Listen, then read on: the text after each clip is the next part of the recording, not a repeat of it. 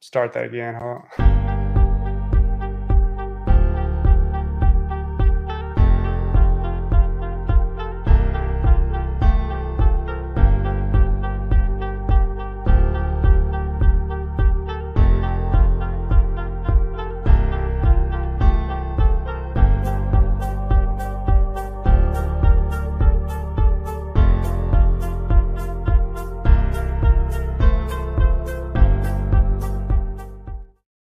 Hey, what's up, everybody? Welcome to today's live training. We've got a fun one today. So I know a lot of you have got a bunch of dead leads, or so you think they're dead leads sitting in your list right now.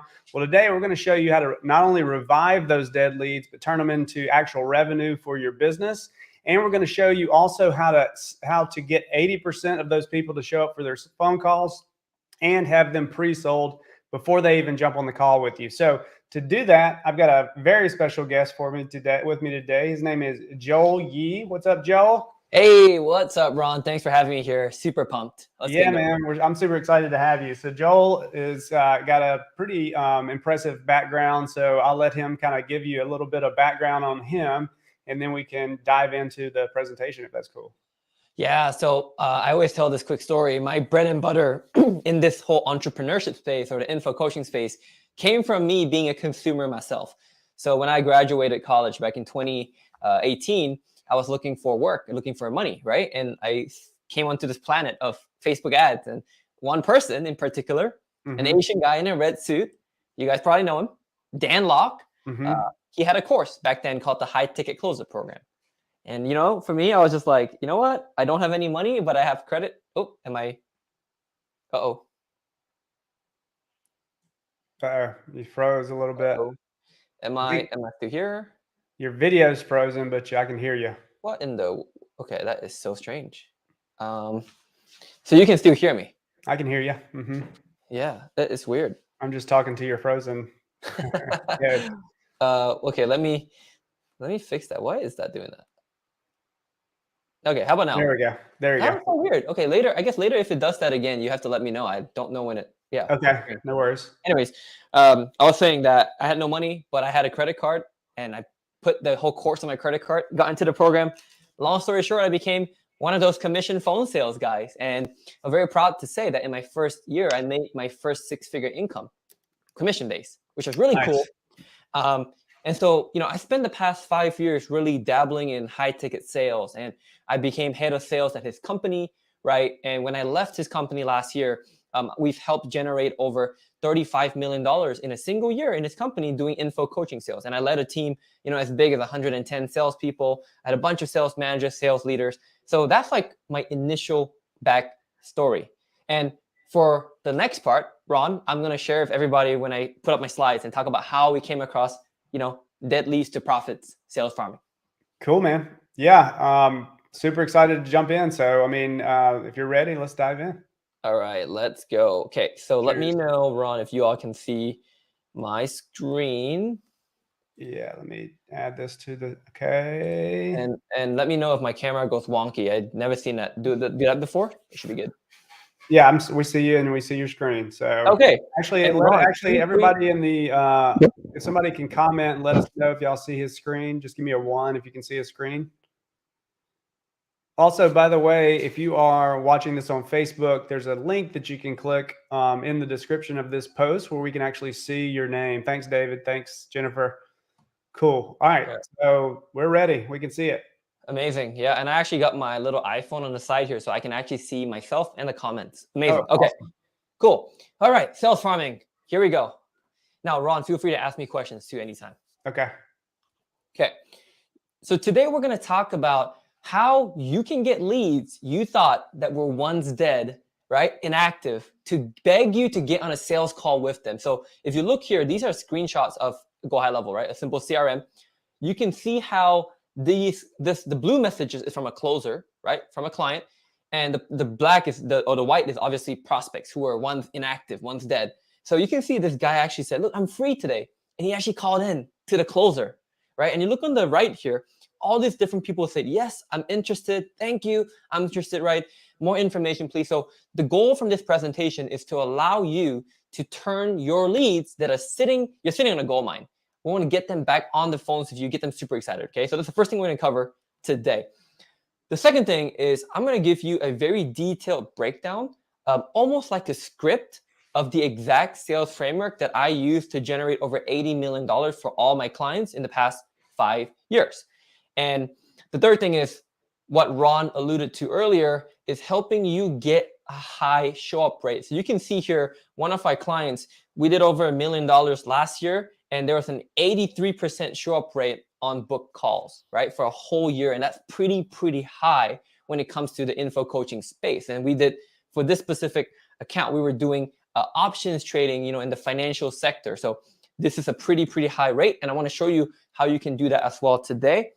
And lastly, how we can stop going from what I call running on a hamster wheel and being really reactive and becoming a revenue generating engine, something that works automatically at scale, getting you sales, right? So this is Brandon Carter, King Keto. Brandon, we've helped him get over close to $500,000 in a single month just from reviving his dead leads, okay? So if you're excited, I want to see in the comments right now, type in excited in the chat if you want to get these 4 things today. Going to gift it to you so you can go implement in your business today. Please let me know in the comments. Let's see some excited in there. Who's excited? Yeah, come excited. Yep. So I've gone over a quick intro of myself, right? For the past 5 years, I've helped generate $80 million in sales across different industries, which is super fun. But again, it's not really about me today. I want to make this really about you all. So I'm going to skip through this a lot quicker. I said my background, told you guys about Dan, what I did there, right? And so Rudy Marr, which actually Ron and I, we met. Rudy is one of my clients, helped him get great sales reps, helped him tweak his sales process to help him increase more revenue. So I worked with the likes of Rudy, Ryan Pineda, right, a big real estate coach who I helped them with their HubSpot CRM, helped them with training and management processes and everything like that. And then obviously Mr. Brandon Carter, right? Mr. King Keto, Brandon Carter. He runs the high ticket trainer program. Okay. Imagine today in your business, you having the ability to extract an additional $10,000 from every 1,000 dead leads or inactive leads that you have. So look in your CRM right now, right? For some of you, you might have a few hundred leads. For some of you, you might have a few thousand leads. Imagine for every 1,000 leads, you could get a $10,000 right sale or income or revenue that you would not have expected. What could that do for your business? How much could it free up of your time to go focus on other things, so family, right? This is the point with the presentation today. If you implement these things, you will be able to do just that, okay?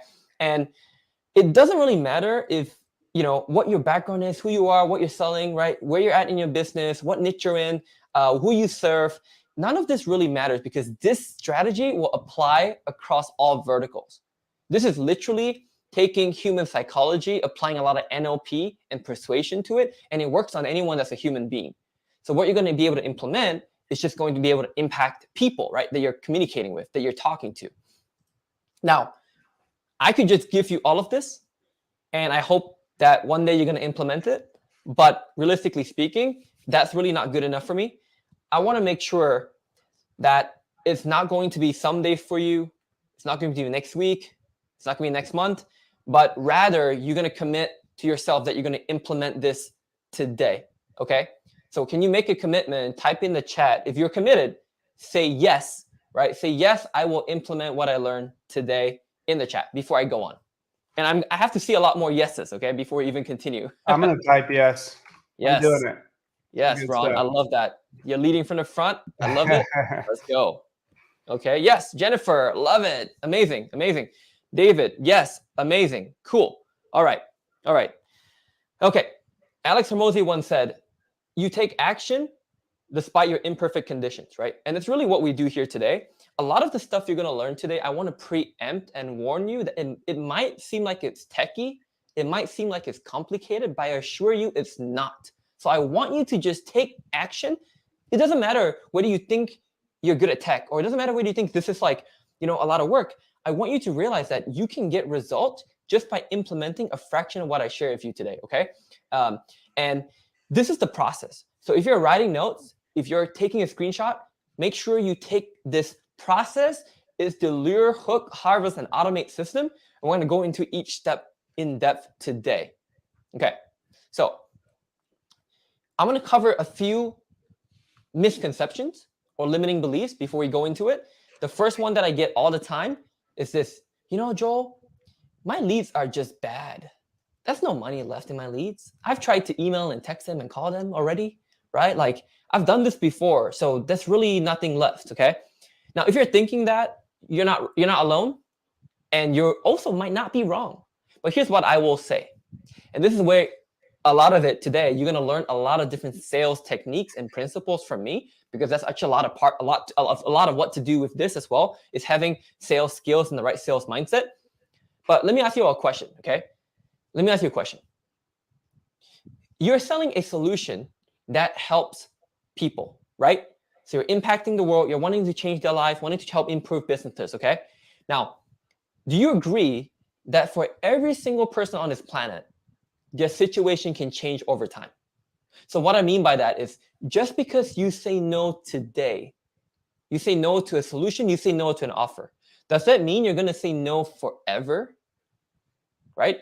Does that mean your situation never changes in 30, 60, 90 days, 6 months? Just because I invested in maybe a competitor's products, maybe I bought one of your competitor's solutions instead of yours, doesn't mean that I'm happy and I'm getting a result for sure from your competitor. Not necessarily, right? So a lot of times the misconception comes from, well, because people rejected me once or people rejected me twice, they're not going to ever come back. And that's false. There are literally sales statistics. You can look this up, right? HubSpot did a research on this.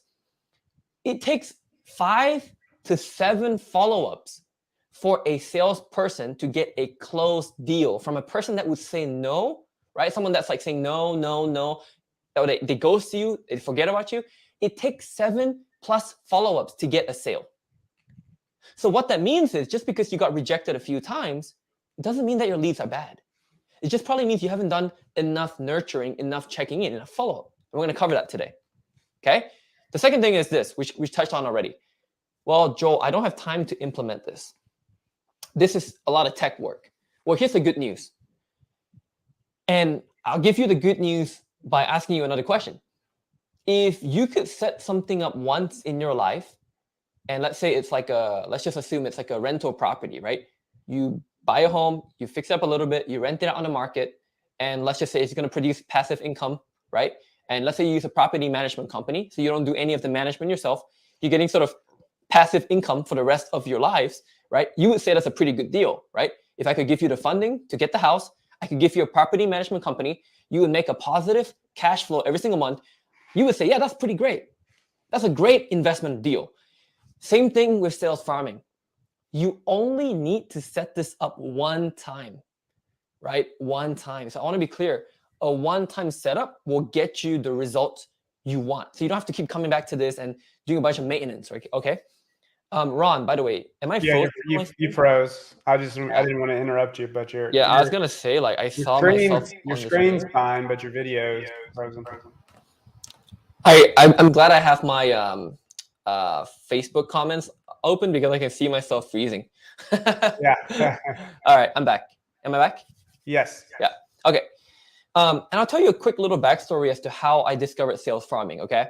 When I was at Dan's company, one thing I didn't share earlier is that obviously I went through a lot of hard times, tough challenges. There's a point in my career where Dan said, Joel, I have an opportunity for you, but if you mess this up, you're done, right? You're out of the company. And that was when he gave me an opportunity to become his sales manager, or his sales director rather. And at that time, he was already firing his old sales director, and I was left with a team that was pretty, I guess, low morale, right? Low morale, they were demotivated, and they saw me as a peer. And so when I said yes to the opportunity, a lot of them actually got pretty upset, right? Maybe they didn't like me. They thought I was younger than them. Maybe they got jealousy. Maybe they just didn't, they like, so I lost a lot of my team too. And then said, okay, Joel, in the next quarter, you have to hit, this $5 million sales target. And that was it. And long story short, I tried my best. I tried to lead the team. We worked with what we could. Halfway through the 3 months, I was like, this is not working out. Dan's probably going to fire me. in the next 45 days, right? It's not working out. We had poor lead volume, poor lead quality. And so I was sitting on my desk one night trying to figure out, should I just tell Dan I'm going to quit now? Right? Should I just tell him before he fires me? Should I just quit because I can't make this work? And the difference here is in HubSpot, before as a closer, right, when I was on the team, I could only see the leads assigned to me. And I had a few thousand of them. And I think my screen froze again, but Yeah, dude. I just do. I don't want to interrupt you when you're in mid-story. So. Yeah, it's okay. Let me just continue. So I was, I was like, I got a few thousand leads and as a closer. But then when I became the director, right, I could see across the whole company. And when I saw across the whole company, it was astounding. We had 1 million leads across HubSpot and closed, right? Which was crazy. And so I was like, okay, there has to be something here, right? What is the marketing team doing? They're sending daily emails. It's not really working. Our open rates are getting lower, right? The emails are going to spam. People are complaining. They're not making sales. I was like, okay, sales team, guys, right? And I think this is a picture of my sales team. So this is a sales team.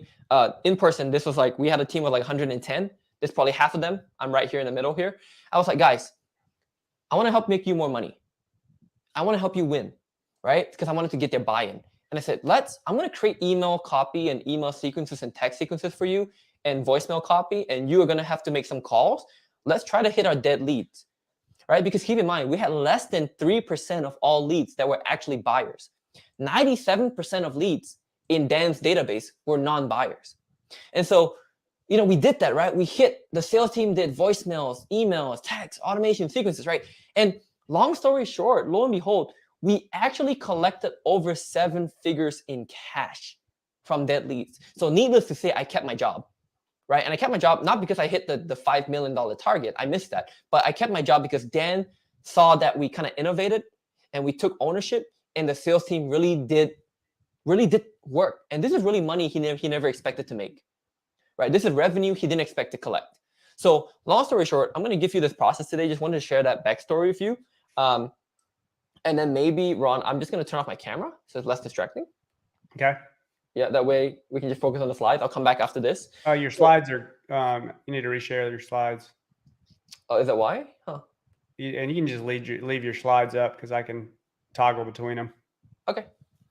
There we go. All right. Do you see my screen? I got you. Yep. Okay, cool. So let's talk about what is sales farming, right? Because we're like, 15 minutes into this thing and you guys are like, some of you might be thinking, what in the world is this farming thing? Like, are we going on a farm, right? Are we going to actually do physical labor? I think of it as sort of extracting money that is already existing in your business. It's like mining a gold mine that you already have. And so imagine a farmer, right? If you've ever lived on a farm, if you've been to a farm or your family that has a farm when they have a piece of land, they what do they do with the land?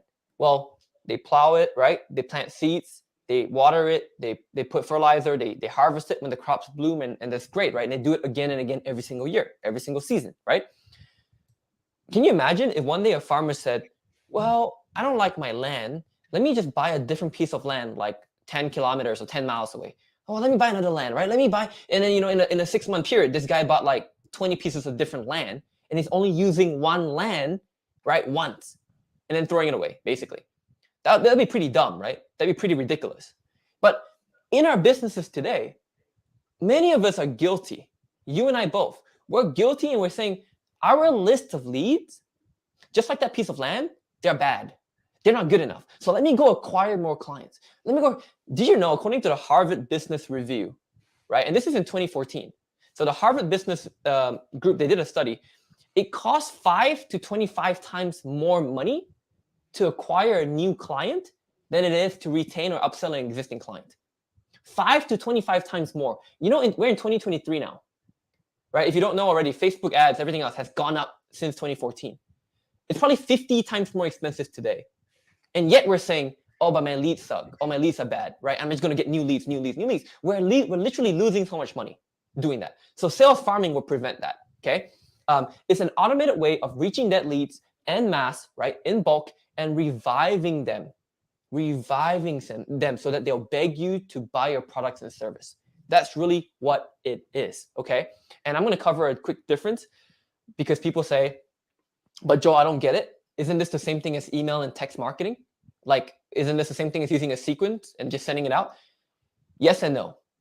Yes and no. Right? And someone might even ask, if you're maybe a bit more advanced, you might even ask, but Joel, isn't this the same thing as database reactivation? Right? Isn't the same thing as what other people teach? And this is actually database reactivation on steroids. And I'll show you why. Okay. So with sales farming, we're using a combination of emails, texts, and voicemail drops. It's literally everything, right? And there'll be a point where we'll be able to implement social media outreach too. IG DMs, Facebook DMs, even WhatsApp DMs, right? I'm super excited for that. We're developing that feature right now. It's basically being so omnipresent that we're hitting them at multiple different angles. The difference here between sales farming and maybe database reactivation is that we actually set book calls to closers, to salespeople, right? Either by setter or we have a chat GPT and OpenAI bot, right? That sets the calls to our sales team. And in this case, we're focused on high ticket sales. So if you have a high ticket sales, a product today, a service, type in the chat, what is the ticket price of your product? Is it 1K? Is it 2K? Is it 5? Is it 10? Is it 20K? Right? It's literally that, but for high ticket, right? And we're going to do that. We're going to show you how to do that in a second here. And the difference here is that the sales team is specifically trained to handle or to talk to these dead leads who are different, very different in nature than your inbound warm leads, okay? So Bogdan's got an 8K offer, yeah. So imagine, right, you're getting more calls for an 8K offer on your team's calendar. That's kind of the whole point of sales farming, okay? And email and text marketing is like one channel. Farming, like I said, it encompasses every single channel. And I'll give you an example, by the way, before I move on. I think everyone here knows Grant Cardone, right? Everyone knows Grant Cardone, Uncle G? Okay. Just taking a sip of water. Do you know how Uncle G or Grant sells his 10X conference seat tickets every year? So I think the next one will be next February. So probably by November, December, we'll see emails from him if you're on his list, like, hey, here's my next 10X conference, right? Buy a ticket today or grab a ticket today, right? And that's cool. But here's the thing. When you open that email from Grant, first of all, how many of you even open that email, right? I probably won't for like a month, right? Because number one, I know that it's from Grant. It's not even from Grant. Grant didn't sit down on his computer to write me that personal email. Grant had somebody write it and send it to like 1 million people, right? And in the email, it's just like, click here and buy this seat ticket. But here's the difference between sales farming and Grant's regular email blast. With sales farming, as a sales guy, I'm going to go, hey, Ron, Joel here with Grant, or Joel here from Grant's office. Grant just told me he reserved a seat for you and 2 extra in case you have anyone that you want to bring along. And here's the seat. Do you want it? Right? And I'll send that to you in an email. And then what I'll do is I'll text you the same thing. Ron, Joel here from Uncle G. Grant just reserved these seats for you. Are you in? Question mark. And then you're going to get a voicemail. Yo, Ron, Joel here from Grant's office. Grant told me to personally reach out to you because I've got some seats saved up for you. Check your email inbox for more details if you want it. Right? Compare my approach to the regular email marketing approach. Which one is more personalized? Which one will probably have a higher percentage of response? Right? So it's obviously what I just said. And that's the reason why sales farming is so effective when combined with a sales team. Right? I want to make that clear before we continue, okay? And I'm doing that's an actual real life example that we do for all our clients. And it works extremely well with high open rates and with very high response rates.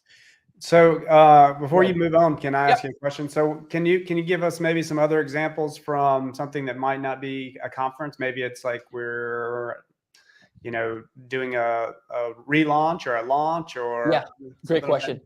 So one of my favorite scripts, which I know, Ron, I think we're going to, I can give it to you. I can give it to, if you have a list, I'll send everyone my, my 9 proven farming conversation templates, subject line, copy, everything. One of my favorite copy in pieces for like a new offer or relaunch would be like the beta test script. It's going to be something like, hey, Ron, I've just tested this new thing. I've got like 10 spots for it and it does A, B, C, D, and it's for this specific avatar. Do you want more info? Question mark. Yeah, drop a scripts in the comments section if you want his scripts. That's awesome. Thank you. Yeah, and I will definitely take that. And so one thing I'll say is like, if you guys, I really recommend you guys subscribe to Frank Kern. Like if you look at the way Frank Kern writes his direct response type emails, it's kind of like that. The only thing is Frank doesn't do text and voicemail drops. Mm-hmm. So I would even go and coach Frank and be like, yo, Frank, you're leaving so much money on the table because your email copy is great, but then you're not doing the other stuff, right? But yeah, does it answer your question, Ron, of how that would sound like? Okay. Yeah, cool. So I'm going to go into the framework today. The first thing we're going to talk about is lure. Stephanie Perkins, an author, she said, you only have one chance to make a first impression. And this is especially true when it comes to dealing with dead leads. These are people that have gone dead for a reason, right? If they weren't dead leads, they'd be your clients today. So the fact that they're dead means you really have a small window, a tiny opportunity to make a good impression, okay? Now, where most people fail is because they do the same thing over and over again, expecting different results, and that's called being insane. This is like example, sending the same offer, right? The same emails without even changing the wrapper of the offer. For example, in $100 Million Offers by Alex Hormozi, he talks about changing the wrapper of your offer, right? Keep the same thing, keep the same program in the back end, just change the way you call it, change the way you design it, change the way you market it. But a lot of people, they keep doing the same thing. And so we want to avoid that, right? And when you have bad outreach, it literally means that your dead leads, they stay dead. You're deader, right? They'll probably not want to even hear from you ever again. So it's very important that in the lure step, okay, when we're going to lure people in, we do the right thing. So here's how you do it. The first step is you start by entering the conversation that's occurring in the customer's mind. So this is obviously the legendary copywriter, Dan Kennedy, right?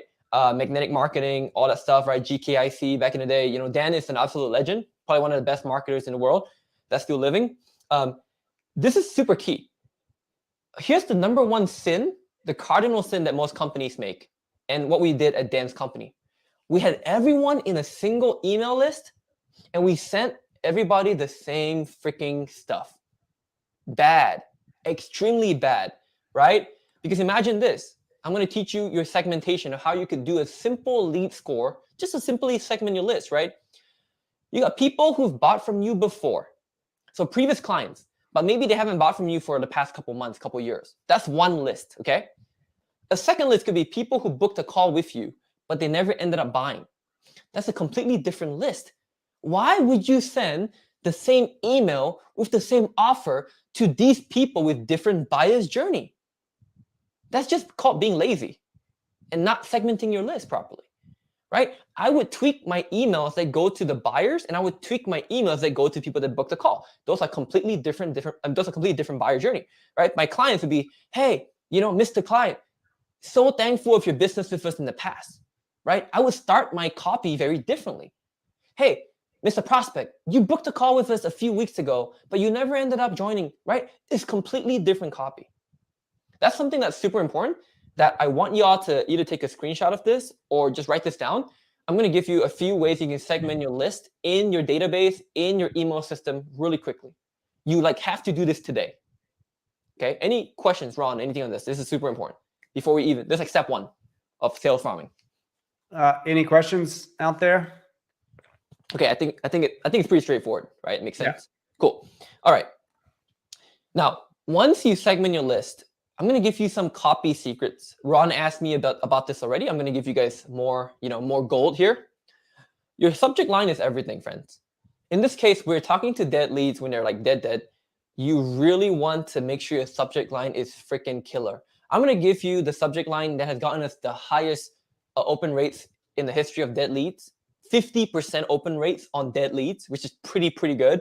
And it's literally called, have you given up on X?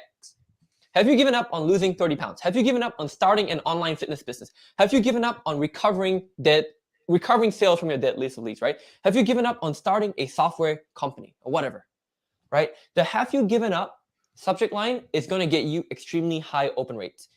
You want to keep it short. Don't do a typical long form email copy blast. You want to keep it direct response, right? I would look at Frank Kern's stuff. I think he's really good at that. I would look at copywriters like David Ogilvy. Look at the direct response stuff. You want to keep it really short. Like, are you in? Would this be interesting? Would it be a bad idea to send you more information, right? Would you be opposed to learning more? Or, is this something that you could see helping you, right? Very short CTAs, right? And the thing that we miss all the time is because these people are dead, they're not going to remember who you are. and there's so much noise in the marketplace, make sure you start with saying, hey, this is Joel from Scale Team Circle. We help companies revive dead leads, right? Just remind them who you are. And this is the thing here. You really want to lure them in with something exciting or something unique. So the beta test, hey, Ron, I got 10 spots for my new offer. It's for ABC Avatar, and it's going to do 1, 2, 3 things. Would you be interested? Or, hey, Ron, I'm giving out a scholarship to my list, right? Here's the details. Are you interested in joining? Or something like that. Give them a different hook, a different angle, right, of approach. And lastly, the most important step, you want to get them on a call. Now, the secret is you don't want to drop your booking link right in the first email. You want them to say yes first, and then you want to get them to get on the call, right? You don't want to send your book a call link to everybody because it just looks a bit too desperate at that point. You want them to reply yes first, and then you get them on a call after they say yes. Okay, so these are the copy secrets for sales farming type material. Cool? Okay. Show you some examples from our clients that we're working with right now. You can see here with about 5,000 emails or 3,000 phone numbers, we booked 23 calls. You can see here we've got about 3,000 emails and phone numbers. We booked about 23 calls as well. So realistically speaking, you can book anywhere from 0.5% to our top clients, 3%, depending on how warm the list is and how nailed down the copy is. If you imagine getting 1 to 3% on a list of dead leads with 1,000 leads, that's 10 to 30 calls, right? That's anywhere from 10 to 30 calls. And with 10 to 30 calls, and if you have a decent sales conversion rate, you probably close 1 or 2, even 3 or 4 high ticket sales. And like Bogdan, if you're selling an 8K offer, you could easily make 30, 40K extra that month, right? With a very simple setup. And sending emails and text messages don't cost that much money. It's a lot cheaper than running Facebook ads, right? And a lot quicker too. Okay, so that's the lure process. Does anyone have any questions on step 1? Ron, how are we doing? Good? Doing good, man. Any All right. questions? Looks like I think it lags a little bit, but we'll catch your questions at the end and go through them. Yeah. By the way, if you guys are liking this so far, let me know in the chat. Like if you're still with me, you're following me, you're enjoying this, it's valuable. Maybe type in valuable in the chat. So yeah, they're loving it. They want those scripts for sure. Amazing. Okay. All right. Hook. So now you've got someone interested in learning more about your offer. How do you hook them in, right? What do you do once they're interested? How do you get them to show up to the call? How do you get them to buy, right? How do you get them pre-sold before they even get on a call? Okay. Now, because of time, I don't have time to go through literally everything you could do. So I'm going to give you a few different things that you could apply. Okay. Now we're going to book the sales appointment to make sure they show up. That's obviously what we're going to do, right? And here's how we do it. But before we do it, I want to talk about some behaviors. A lot of people, this is where it demotivates them a lot. When clients or when sales teams start implementing this, they get really demotivated because right? They get this, they get thrown off a little bit because they're so used to dealing with inbound warm leads that book calls. When they get dead leads, they're like, oh, these leads are all bad, but it's actually not true. You just have to understand how to deal with them, right? Number one, you're gonna find that they're a bit colder. Even if they book a call with you, they're a bit colder than usual, right? And that's to be expected because they are dead for a reason. They might lack urgency. They lack urgency because they want to hear your offer, but you're probably gonna have to apply your sales skills to get them to close on the spot, right? Or to do good follow-up. They'll probably be skeptical because again, they're dead. And they might have tried to solve their problems with a different offer or a competitor. Some of them might have got burnt, right? Some of them might have gotten some results, but they're not truly happy, okay? So just understand that when you're dealing with dead leads, do not expect them to be the same as your inbound warm leads, right? Just expect that. The biggest mistake is to assume that they're all the same, okay? That's wrong. And then that's going to give you again, poor results, but also a very negative feeling and expectation, okay? So here's an important thing with dead leads, which again, most people don't do. With the right software tools like HubSpot, Go High Level, right? You can see when people click and open on emails, especially when you go on workflows like automations and you send them a series of emails, you could go to automations and see who actually clicks and open emails. As soon as they do it, you're going to want to call them, right? And say, hey, right, just notice. And you don't have to be creepy and say, I just noticed you opened your email, right? Because you'd be like, wait, what? You can just be like, hey, calling you because I think you can say our system shows that you have interest in this new offer. Do you have any questions of it? Like, you just go into a conversation after you call them, right? So this is like super important to do if you want to get them at peak interest. So there's a concept, right? And you can write this down called peak interest. Peak interest states that prospects are at the highest buying activity or the highest chance of buying when they achieve peak interest. Because any moment after that, they're going to get inundated with competitors and ads, right? And life gets in the way. You know, the car breaks down, right? So they start losing and cooling off. You want to hit them as soon as they are at peak interest. And this is one of the ways to do it, right? Obviously, you can call them. So a lot of people nowadays, they book calls. But what they fail to do is they fail to call their leads the day before. So for our sales teams and our clients, we always train them that if you have 4 or 5 book calls tomorrow, I want you to take 15 minutes today to call these 5 leads. And all you say is, hey, right, Joel here, I just wanted to put a voice to my name. I'm going to see you tomorrow on Zoom. Is there any reason you won't pick up or you won't show up tomorrow? That's it. All right, great. I can't wait to see you tomorrow, right? Boom. That's going to increase your show up rates dramatically. So people that, if you want 80% show up rates, you got to do these first 2 things, right? It takes work, but it's worth it. And email and text reminders, I'm sure you all know that. One thing that's huge as well is you want to be able to send them your testimonials and case studies, right? Or reviews before the calls. And I would typically do that through text message, right? Here's the testimonial, here's the case study. And so then they can actually go through it. You have your homework. Some of you might do homework before a call, but this is more than that. This is sending actual reviews and case studies, and you want to keep them recent, okay? This gets them less cold, gets them more urgency, and gets them more belief even before they get on a call with you. So that's the hook section, right? So here, for example, with my client D, she generated about $20,000, right, from dead leads. And it's because she applied the same thing and she got really high show up rates and she got people that were interested. And she does weight loss training. She's a fitness trainer, right? D Gotham, but she does weight loss training. And a lot of people that are dead, think about it, right? These have the most, like, they're in such a competitive space. There's so many fitness trainers and online, you know, weight loss coaches out there. And the fact that she even converts on her dead leads is really attributed to the fact that her sales team applies everything I mentioned on the previous slide. Right. And again, she paid us not much money to implement, to learn this strategy. And she made already an ROI within a short amount of time. And she's going to be able to keep this system forever, like for life, literally. Right. And that's kind of what I want you to be able to do as well if you apply these things. OK, so that's the hook. Any questions on step 2?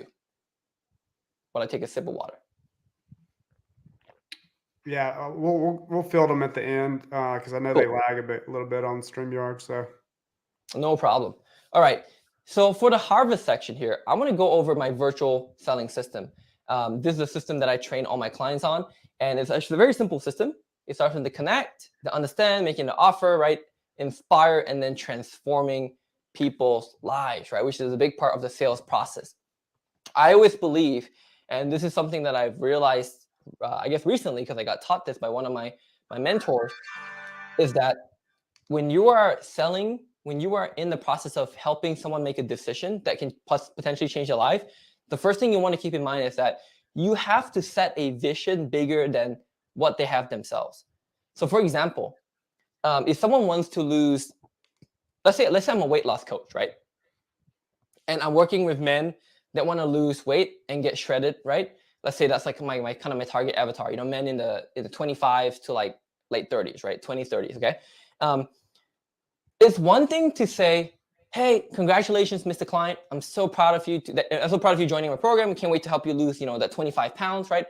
That's cool, but that's not enough, right? What's after that? What's after losing 25 pounds? Is it I now gain confidence to start dating more women? Is it now I have the confidence to find the love of my life? Is it now I have the confidence to walk out of my home and not feel like I hate myself and I can't look at myself in the mirror, right? Like, Your product or solution should extend beyond just what you're doing for them or what you're helping them solve. It should really help transform their life. And if you can get to that point of understanding how you can get your clients even more results than what they originally paid for, then you're going to have a world-class business.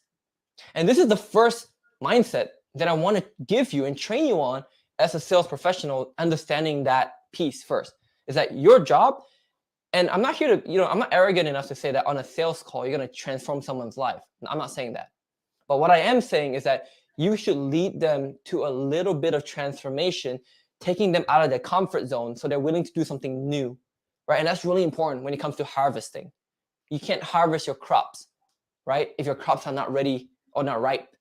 If you harvest an unripe apple, I mean, you're not going to sell much of it. You're not going to do much of it either, right? If you harvest anything that is unripe, you're not going to get your good results. So that's the biggest thing, okay? So connect. Can you give us some ways to potentially do that? You mean through, yeah, so this will be the entire framework here.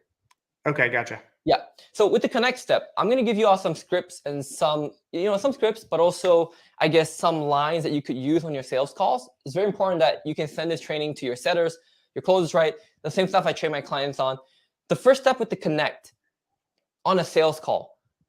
And I say connect, I don't literally just, I mean, it's not like, it's not just like, hey, good to meet you. How's the weather? Where you live? Or how cool. Let's get right into business, right? A lot of sales professionals today, you know what they start with that drives me crazy? They start with, the purpose of this call today is to find out more about your needs so I can get to learn more about you. I'm like, gosh, that is so like 80s. Everybody says the same crap these days, right? Every closer says the same, oh, the purpose of this call is like, guys, we got to stop that, okay? Like, that's not how you connect with somebody, right? The way I like to connect is what I call framing a sales call. So I give you an example of frame. If I was the same weight loss coach selling weight loss to men, right? I would say, hey, Ron, it's so great to meet you. I really appreciate your time. I'll still do the small talk. Ron, where you at? Oh, you're in Atlanta, Ron. Super cool. Hey, Ron, before we go any deeper, I want to let you know, number one, I don't know whether we're the right fit for each other yet, or even if I can help you. And number two, I only work with a specific kind of person.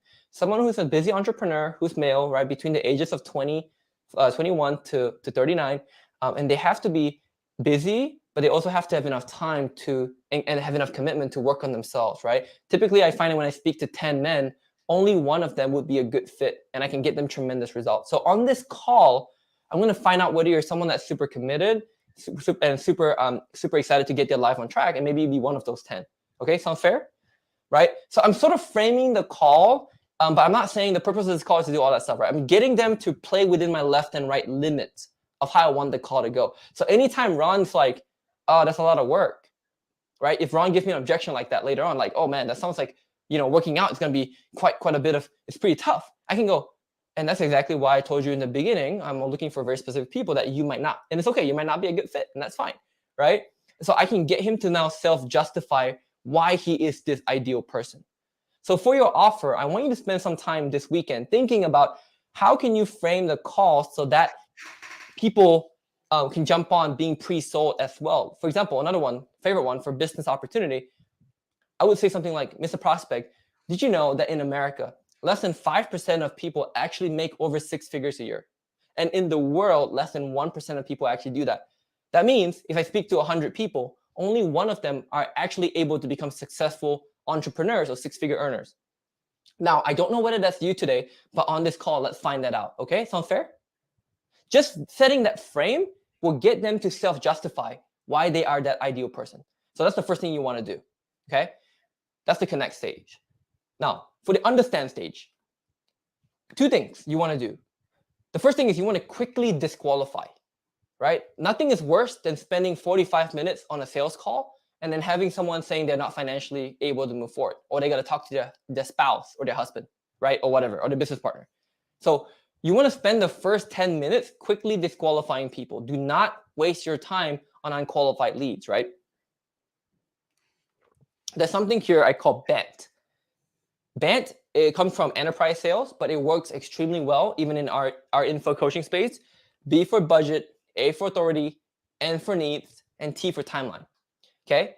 So here's how I ask typically the order of how I get these information on a sales call. you know how like typically we go, hey, so tell me, why did you book this call with me? Or tell me, how can I help you today, right? And they're going to go into their pains and the reasons why they're on the call. Great.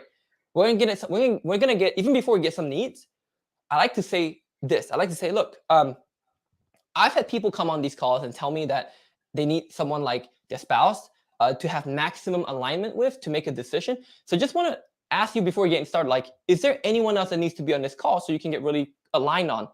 And typically they say, no, I'm the only decision maker. Or I'm the one that typically makes decisions, right? Or they might say, yes, and in that case, I would reschedule the call.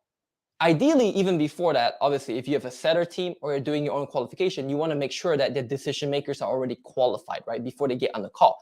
But I still check for authority even before I get started. And then the other thing I check for too is time. Hey, I see here that you've booked for about 30 minutes to 45 minutes. Can I confirm that you still have that availability? Not like, oh, I'm going to have to go in 20 minutes, right? I got to go to the gym or pick up my kids in 15 minutes. So we check for that. And then we're going to needs. Needs would be like the pains and the goals. And again, I don't have all the time in the world today to go super deep into that. But all the needs, all the pains, all the goals, why are they here? What can we solve for them? What's keeping them up at night, right? If they could wave a magic wand, what would they fix? And then here is the really important piece that so many people miss on sales calls, and it drives me crazy. They go straight to making their offer, but they don't even qualify for budget and timeline. You know why? Because people are uncomfortable asking for the price or asking for their budget. So here's what you would say, okay? So, Ron, I understand today that you want to lose 35 pounds in the next 4 weeks because you're going to Mexico in July and you want to be able to attract women there and feel confident and love your body, right? Is that correct? He says, yes. Okay. If I could help you do that in 4 weeks, right, and get you to Mexico so you can have the time of your life, what budget did you set aside to invest in your health today? That last line is extremely important, and the way I said it. It's not how much money do you have to spend. It's not how much money do you have. It's how much have you set aside to invest. The key word here is invest. People hate spending. People love investing. So if you got nothing out from this presentation today, you just changing your verbiage on your calls will make you a lot more money, right? So how much have you have to invest in your education, in your health, in your business, in your life, right? For your relationship today. That's how I get budget, right? That's literally how I get budget. And then I say, great, if you love everything and the price makes sense and you believe you could afford it and you wanted to get started, how soon would you start? How soon would you like to get started? And the answer should be yesterday or right away. If it's next week, if it's next month, then you ask them why. Why so long? Why next month? Why not now, right? So this is like really important for a sales call in terms of the way you structure the call. I hope this makes sense. Anyone has any questions really quick? Ron, maybe from you? If not, I'm going to move on. No, this is great stuff. Just, yeah, I think Cool. it's, keep going. Cool. The next thing here is we want to talk about selling the benefits, right? Not the features. So when you make the perfect offer, so we're on step 3 right now, right? When you're making that perfect offer, a lot of people do this. This comes with a Facebook community where you can meet like-minded entrepreneurs. That's not great at all. That's a feature, right? With a bit more fluffy words that make it sound cool, okay? What's the benefit of having a Facebook group of like-minded entrepreneurs? So let's go deeper, okay? Why would somebody want that? In a weight loss case, it'd be, Ron, you mentioned to me how the past 10 years when you tried losing weight, you didn't have anyone to support you and you felt like you were alone. I want to tell you right now that when you work with us, when you see the group tomorrow, you're not going to feel alone anymore. You're going to see men who've been on different parts of their weight loss journey, some 6 months, some 5 days, some 5 years. You're going to be able to connect with them and make lifelong friends. In fact, we've had so many cool, bar parties and house parties and backyard barbecues in different parts of the country because these men all come together and hang out. So imagine having a family like that will support you for the rest of your life. That's a way better approach to selling your offer on a sales call, right? Not you're going to get a Facebook group, you're going to get 4 weekly coaching with me. No one cares about the vehicle. They all want the outcome. So when you talk about your features, just change it and ask yourself this question. So write this down. Why is what I'm saying important? Why is this important? And then go down deeper and deeper and deeper, right? So why is a Facebook group important? Okay, it's to give you accountability. Why is accountability important? So you're going to get your results. Why is getting results important? Right? So that I have now new confidence and new belief in myself. Okay, why is that important? I love myself. I stop, hurting myself. I stop having suicidal thoughts. That's the benefit. That's the benefit. That's what you want to talk about. Okay, so that's really important for the offer. And lastly, for the inspire, well, that's not lastly, this step 4. For the inspire part, we talk about objections.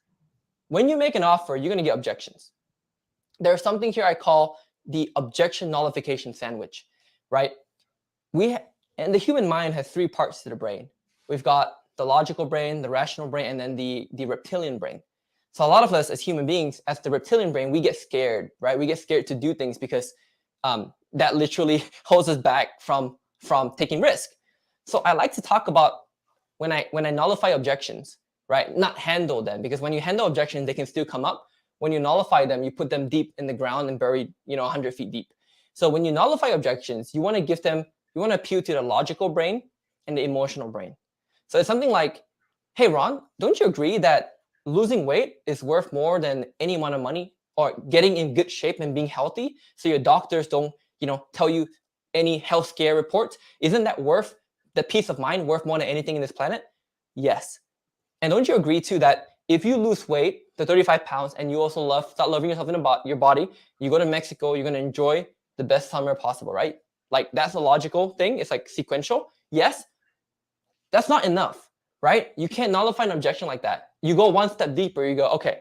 And Ron, when you're in Mexico and you, for the first time in your life, you start seeing ladies come up to you, right? Instead of you approaching them, and now they want to talk to you. Now they want your number. What would that feeling do for you? And how would it change your life? Right? So I'm going to switch to an emotional nullifier, and that's going to get Ron to take action, because now I've appeased his logic and now I've also appeased his emotion. And that's the way we nullify objections, by the way. This is the framework you do for every single objection you get. Okay? So I hope that makes sense. And I'm also watching time. Ron, I just actually realized I have a private consultation top of the hour that just popped up. Yeah. But the last thing is the transformation. And this is on the sales process too. When you get a prospect that buys, it's not enough to say, congratulations, welcome to the group. I'm so happy for you. I'm going to get you a ton of results, right? It's not enough to say that. You want to tell them that when you sign up today, and thanks for, congratulations on joining, the road is going to get a lot better, but it's going to start hard in the beginning, right? You're going to get uncomfortable a lot throughout this process. And that's great, because it's going to get you the results you want. So you're going to see things like, being financially strapped, money calling at you from different directions, right? Your car might break down. Your family member might get sick. You might get sick. And a lot of this happens because for every level, there's a next devil. Just like when you play Mario games, right?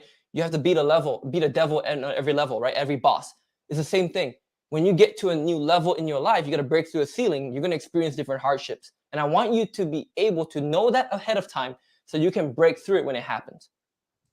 A lot of people don't preface this and don't pre-frame this, and that's why their prospects, their clients end up doing refunds, chargebacks, or disputes, right? They end up quitting. They end up ghosting you because you're not prefacing or you're not pre-framing them that this is going to happen to them. And it's true, right? All of us experience that. When we're about to achieve success, life just gets harder, and it's up to us to get over it. And I let them know ahead of time. And that's a transform step. Cool. So here, another client, he booked a bunch of calls, 130 calls in like a week and a half. He closed 11 deals. He's a very tech guy. He's never done sales before. So good for him, applying the same framework and getting those results, right? So that's the harvest step. The last thing here is automate. There's all these different tools that you could use to automate your sales farming and get consistent book calls. I'm going to show you a very simple workflow that you can apply today. Michael Hyatt says automation is solving the problem once, and then you want to put in autopilot. So in this case, we solved the issue of getting dead leads and getting them revived. Now, let's make sure this happens again so you don't have to spend so much time doing this again in the future, right? And what you do is you set up a simple workflow like that. This is go high level. It's as simple as saying email, wait, SMS, right? You can have a voicemail drop here too. That's also what we do. And we put a few minute wait in between just to make it more realistic. And you could do it every single day spaced apart. For our campaigns, we typically do 30-day campaigns. So every email, a text email a day. Sometimes we stagger the text. So a text every 2 days. We want to be making sure that we're not hitting spam reports or getting high error unsubscribe rates, right? So we want to kind of balance that out. But long story short, if you have a lot of content for email and text, then you're also going to get really good results, right? So just make sure you can have a lot of copy that can feed this workflow. And it's really as simple as this, friends. It's nothing too crazy. Understand the copy, understand how to sell, and then understand how you can then repeat the same process, the proven process that works. Okay. Here is another example of another workflow, right? You get a text, you get an email, you get a wait for reply, or you can do just a regular wait. And yeah, that's really it, friends, for the automate step. Okay. I'm just going to skip through. So Ron, this is actually the whole process today. And we've covered all these things. So Ron, for the last 5 minutes, I'd love to take any questions before I jump off. Yeah, for sure. You got your camera back up? Yeah, let me do that right now. Okay, cool. While I do that. Yeah, we'll get you the recording, David. Okay, here we go. There you go. I'm back. Awesome. All right. Does anybody have any questions? I got a couple while we wait for some other ones to come in. Go ahead. So question. So you run these campaigns. How often are you running these campaigns? Yeah, so like I said, we space them apart a day. So when you launch a campaign, it goes out for like 30 days. And some of our clients have even done 60, 90, but then they space it out more. So once every 2 days, once a week, So, and so you run it for 30 days straight, but how often do you give between each time you run it? Yeah. So for emails, we typically do a day apart. For text, we start with a day. If it gets too aggressive, we're getting a lot of stops and unsubscribes, then we space it out to like once every 2 or 3 days. For voicemail drops, we typically do once a week, because voicemail, we don't want to hit them all the time. And we want to tie in the voicemail drops to like the offers, probably the first one. Gotcha. Yeah. I guess the question is, okay, so you send it to your list once. How long would you wait until you did that again? Good question. It depends on the list, but typically what we say is we give people about 3 to 6 months to cool. So 3 months would be the minimum. 6 months would be like ideal. So that means if let's say 10,000 dead leads, I put them through my whole thing. I don't touch them for another 3 to 6 months. Got it. Yeah, and I cycle through that. Okay. And then I'm assuming if they warmed up and got pulled out and maybe booked a call or something, would they also go back into the cold list the next time? No, if they booked a call, I would then, you know how it goes into a different list, like a book a call list? Yeah. So there's a different flow, right? Which is the whole point. It's great because now you have like different things working, very congruent buyer journey content. Got it. Cool. Any questions? I know some people ask me for my Facebook. They want to get a snapshot. I think you can link my social media accounts. Yeah. And I think you told me you have a challenge coming up that's kind of going through this entire process, right? Got a free challenge coming up next Monday, actually. Okay, cool. You almost left that out, man. I gotta let it out. Where should we put the link? Yeah, I actually have a link. If y'all want to check it out, I'll drop into the. Yeah, if you want to learn more for free, I'm gonna go in depth because today we spent 1 hour. There's really no time to go over everything in 1 hour. But next week, 2 hours a day, hour and a half each day. So it's not crazy long. For 5 days, we're gonna go into specifically how to do the farming, how to do the sales, and how to do the automations for scalability next week. Cool. So I'm going to drop it into